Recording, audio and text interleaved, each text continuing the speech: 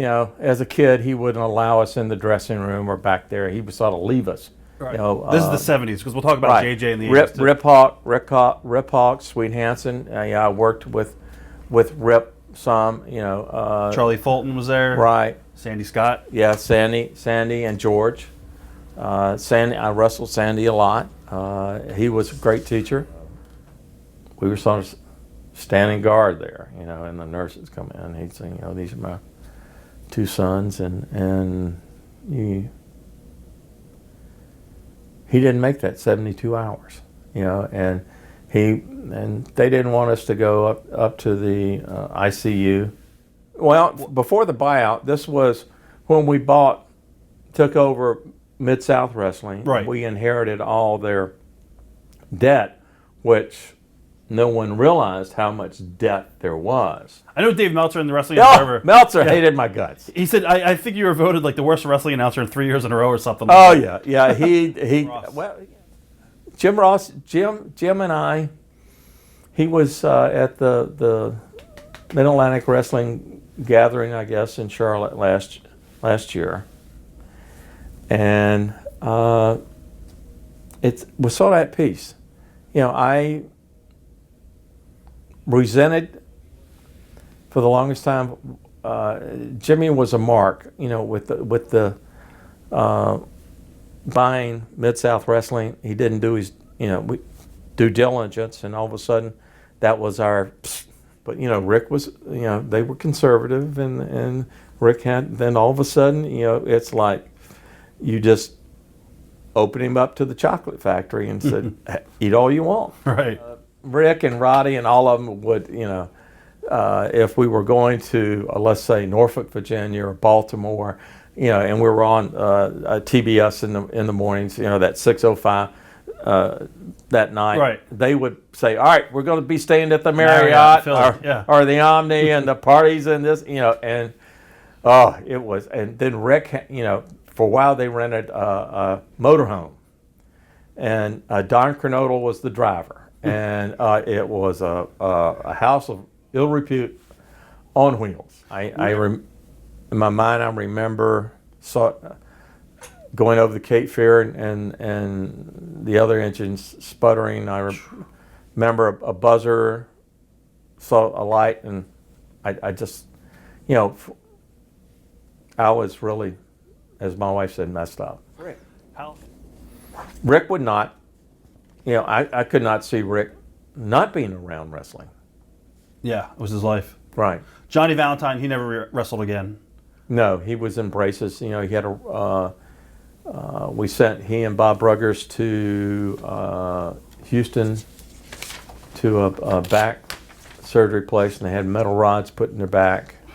John was an angry man. Everybody says that about old angry man. Very bitter. But a great talent in the ring, but an angry man. See, Ole was still wrestling in the ring, so was Dory. George Scott was not. It's a big difference. He didn't have to put himself over. Big difference, that's right. It's not centered around you. Right. Big difference then. Yeah. Dusty was probably one of the most creative people around. I saw Dusty, I guess year before last, before he passed away, and when we had to sell the company to Turner, I really blamed him for a lot of things that I shouldn't, and we had a long talk, and we wouldn't have been where we were as far as success without Dusty. I just wish that he and I could have talked more, because I think I could have helped him more creatively, but it was sort of a closed shop. Right. It was he and Jimmy, and it was hurry up and do it. Whereas if I had more time, I could have done a better job, I guess. It was Thanksgiving. Greensboro was always, that was our culmination of that was the big building, in the areas. of Virginia and North Carolina, South Carolina, and so you go. Jimmy and Dusty, so saw that Jimmy, why not closed circuit it? What sort of budgets did Dusty have to work with? Budget? Was there a budget? It's a big question. Yep, big question. Right. I guess that was one of my. I couldn't understand, the Great American Bash, all right, and you had Hank Williams Jr. and all these people, and I go, why? It's wrestling. I mean, if we want to put on a country show, let's put on a country show. Ted Turner, the first time Jimmy and Ted met each other, Jimmy said it was on the Eastern Airlines flight, and both of them were drunker than skunks, and that was before we did anything, and Jimmy somehow they and this was still before we had the contract. Jimmy was invited by Ted to be on to go to the America's Cup and sail on. You didn't really have to ask Vince on that. Where would he have gotten the money for WrestleMania? Yeah, that was do or die, pretty much. Right, it was. Yeah, Jim's a good salesman, and he kept he was telling Jimmy, well, Vince is getting ready to, buy him. I mean, Vince was not. All right. Come on. Well, the Ultimate Warrior left before he even came in. Sting, I think we did a great job with that. Who else? I think Steve Williams came in, maybe Brad. Tour dates as far as? Like expanding. It pretty much started to expand pretty quickly. Do you think that hurt the company? Because you guys started running the southern markets less, which pretty much allowed Vince to start coming in and beginning the route there. That is true. We should not have forgotten who brought us to the dance, and we should have taken our time. Interviews with Ric Flair and Arn Anderson, right. And both have told us that if the company had stayed loyal just running in the Eastern Seaboard, Crockett Promotions might still exist. Would you agree? Yes. What was the biggest mistake made, in your opinion? The Mid-South deal. Mid-South. Tully Blanchard? Oh, totally great. With Terry Allen, Magnum TA, those, and part of the Four Horsemen. I mean, there again, the interviews, with Tully and JJ and Rick and Arn. Oh, they're classic. You just go and. And Jim Cornette, that was a scaffold match, and he went down, knees stiff, and blew out both knees. Yep. Stiff as a board. Boom. Rick, there again, it's Rick. And part of the Four Horsemen deal, he made her. And the interviews, the electricity that they start, and the gleam in their eye. And you see, oh, God, here it comes. And just their talk and the action in the ring. JJ. The big angle where Nikita Koloff hit you with the Russian sickle. He loved that, by the way. He loved that. I was going to ask you, the belief is that he didn't personally like you and he stiffed you. Is that true? Yes. Why that time he hated my guts. Why is that? Talk about Starrcade 87 on pay-per-view. Whether it was worth in the end to have moved the show to Chicago and have run it on Thanksgiving afternoon instead of the night. Nope. It should have stayed where it was. I blame myself. Really? I have to.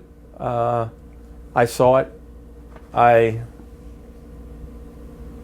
gave up. Why? I shouldn't have. I was so frustrated. It didn't do any good to choke him to death.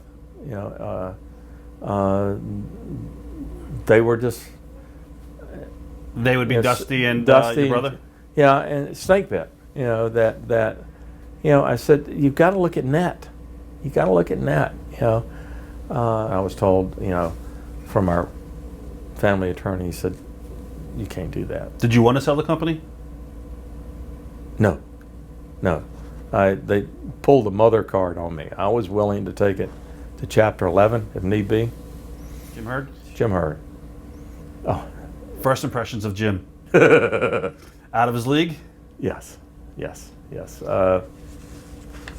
Talking about what he could, I'd just come in a truck with a briefcase and direct, but then you look, he's all right. Did you get along with him? Yeah. You and Eric got along good? Good. Mm-hmm. I took a lot of hits for him, but that's, Bill and I had lunch every week, and, and Eric was, Eric said, you remember the first time it was in Corpus Christi, Texas, and he came down to do the 900 line, and I was setting things up, and he walks in, and he starts asking me why. I said, stand over there, and I'll get to you. Why do you think Bischoff succeeded and then he failed? What about Kevin Nash? Kevin, same way. He was, he's the locker room lawyer. A lot of politics. Complainer, but but good talent. Did you see a lot of the politics? Because Eric Bischoff had a lot of guys in his ear. He had his friends, and then he had Hogan, and then he had the other clique of Kevin and Scott. Hogan was always had his ear. Right. Always. Who influenced Eric the most? Hogan. I'm not going to point fingers. Okay. It ran over. There was a failure to communicate.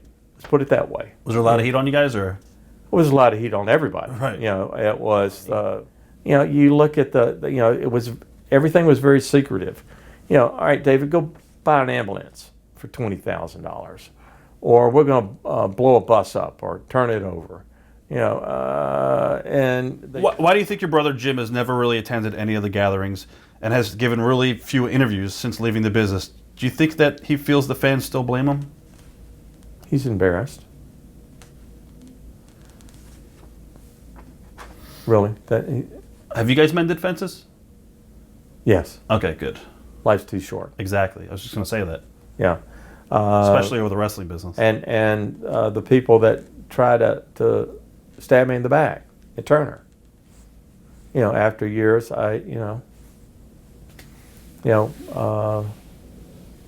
Will Bird, who I brought in as production manager because they said, you can't do this, by yourself the whole time, and became good friends. And all of a sudden he said, Eric, it's either David or me. And Eric said, and I've been waiting 20 years to say this. Well, David, we're out of time and we got to go.